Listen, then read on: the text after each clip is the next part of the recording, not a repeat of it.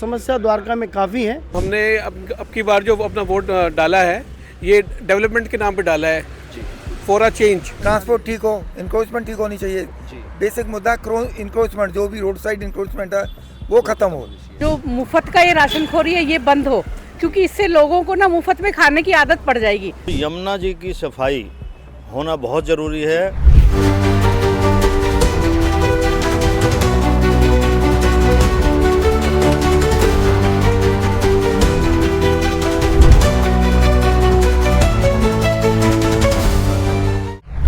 As Delhi decides today, we are outside a polling station in southwest Delhi's Dwarka, where people are showing up to cast their votes, and we are here to assess the situation on the ground. We'll speak to a few of the voters as well about what they think, what are the expectations from the upcoming government and beyond. Stay tuned to News Mumbai.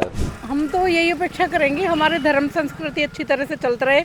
I am 71 years और मैं ये चाहती हूँ, मैं सनातन धर्म को मानती हूँ, तो ये सब चलता रहे। और जो मुफ्त का ये राशनखोरी है ये बंद हो, क्योंकि इससे लोगों को ना मुफ्त में खाने की आदत पड़ जाएगी और उनको मेहनत करने की आदत नहीं रहेगी। कोई भी सरकार हो चाहे, जिसको जितना है कुछ भी काम करके खाना ही चाहिए। जिनको जो फ्री में, अब हमारे बच्चे हैं जनरल हैं, वो 90% में नहीं पहुँचते, वहाँ तक वो 70% में पहुँच जाते हैं। तो बच्चों में भी वो आता है कि हमें कहीं से एक ऐसी सर्टिफिकेट ही मिल जाए। सीनियर सिटीजन को हेल्थ वो मिलना चाहिए, क्योंकि उनको कुछ भी नहीं मिलता। जो गवर्नमेंट में है वो तो ठीक है, अदरवाइज तो फिर हेल्थ के लिए यहाँ जाओ वहाँ जाओ, सब जगह लाइनों में लगना पड़ता है। वो कहने को रहता है कि सिर्फ सीनियर सिटीजन का ये होगा वो होगा, वहाँ जाओ तो वही लाइनों में लगे रहते हैं। हम अभी प्राइवेट हॉस्पिटल में जाते हैं वहाँ भी, और पैनल से जाते हैं वहाँ भी। पोल्यूशन तो बहुत है, खैर उससे निकलना बहुत मुश्किल है। पूरी सर्दी में हम लोग कहते हैं ना वॉक करना चाहिए हेल्दी उसके लिए, लेकिन वॉक नहीं कर पाए इसीलिए।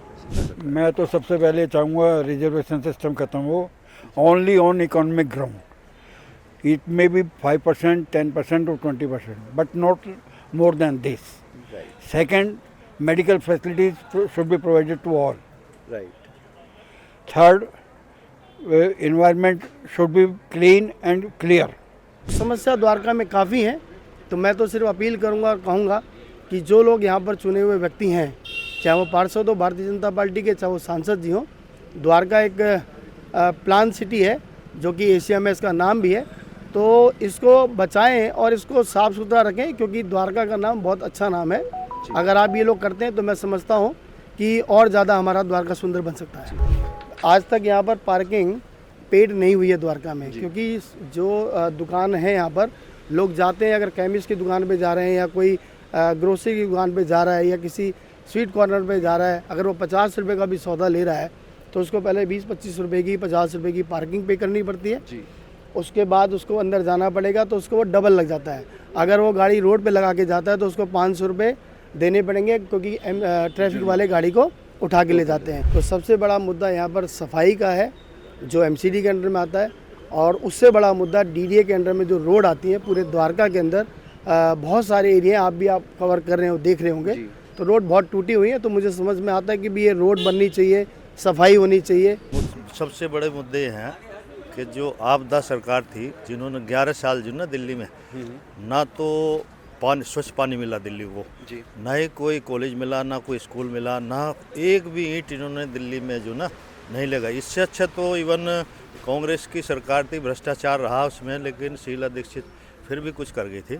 अब मोदी जी के नेतृत्व में यहाँ पे डबल इंजन की सरकार जो ना आने वाली है इस बार, और विकास होंगे, और जो आम जनता, गरीब जनता है, उनके लिए जो भी स्कीम थी वो कंटिन्यू रहेंगी। साथ में और ज़्यादा स्कीम लेके विकास की भी और वेलफेयर की भी लेकर आएंगे। देखो, सबसे पहले तो दिल्ली में जो पानी का मुद्दा है, साफ पानी का मुद्दा है, वो जो ना साफ पानी, पीने का पानी जनता को मिलना चाहिए। यमुना जी की सफाई होना बहुत ज़रूरी है। आज आप देखिए, माँ गंगा में सब डुबकी लगा के खुश हैं, लेकिन माँ यमुना में यदि जो ना जाते हैं तो इतनी गंदी जो ना इन्होंने सिस्टम कर दिया, इसकी सफाई में कोई काम नहीं किया। और ब्लेम गेम जो ना हरियाणा सरकार को, तो ये ब्लेम गेम का जो मसला है। अगला काम सबसे पहला क्या होगा कि जो हमारे जितने भी युवा हैं, युवाओं के लिए और हमारे बुजुर्गों के लिए, इनके लिए, सबके लिए स्वास्थ्य का और युवाओं के लिए रोज़गार का ये मुद्दा अहम रहेगा, साथ में दिल्ली के विकास का मुद्दा अहम रहेगा। चुनाव के मुद्दे जो अभी हैं वो बिजली पानी को लेकर है सबसे ज़्यादा, तो जी जो केजरीवाल जी कर ही रहे हैं, तो हम तो चाहेंगे कि जैसी सेवाएं वो दे रहे हैं लोगों को वैसी मिलती रहें और बेहतर करें उन्हें। अच्छा इमीडिएट बेसिस पे एक तो जो लेडीज़ हैं हमारी, उनकी सुरक्षा जी की जिम्मेदारी केंद्र सरकार जो है, क्योंकि पुलिस उनका अधीन है, उस पर थोड़ा सा फोकस करें, क्योंकि दिल्ली पुलिस जो है वो दिल्ली गवर्नमेंट के अंडर नहीं आती है। जी तो इस विषय के अंदर थोड़ी सी गंभीरता जो है सेंट्रल सरकारें जो हैं सेंटर की, उनको लानी चाहिए। आपको अच्छे से पता है कि राजधानी है पूरे हिंदुस्तान की और रूरल एरिया से सराउंडेड है, सारी फार्मर्स रहते हैं सब लोग।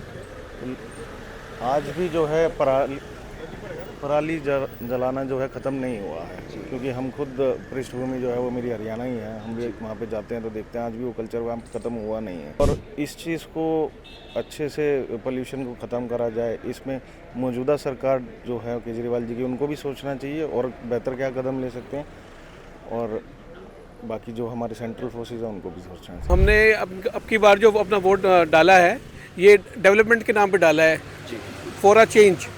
जो सरकार सेंटर में है, अगर वही सरकार दिल्ली में आकर हमारे सिटी की, दिल्ली शहर के विकास के बारे में ज़्यादा सोच सकती है, तो डबल इंजन सरकार जैसे जिस तरह बोला जाता है, तो वो ज़्यादा अपेक्षित काम करेगी बढ़िया।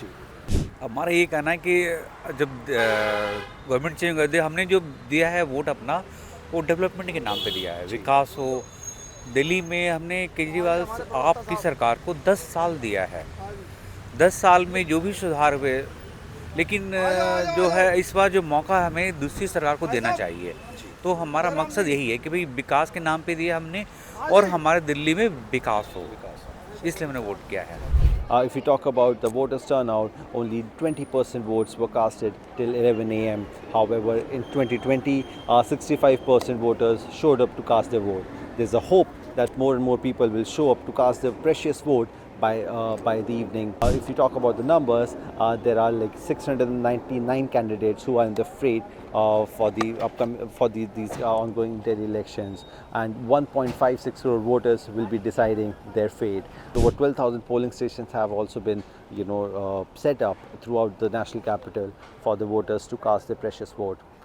So it will be interesting to see who will eventually form the government, whether it will be Aam Aadmi Party for the 4th consecutive time, or will it be the BJP who will be making their comeback after a wait of 27 years in the national capital and form the double engine government which they like to call. Stay tuned to Newsbell for continuing coverage. This is Abhit Raghav signing off.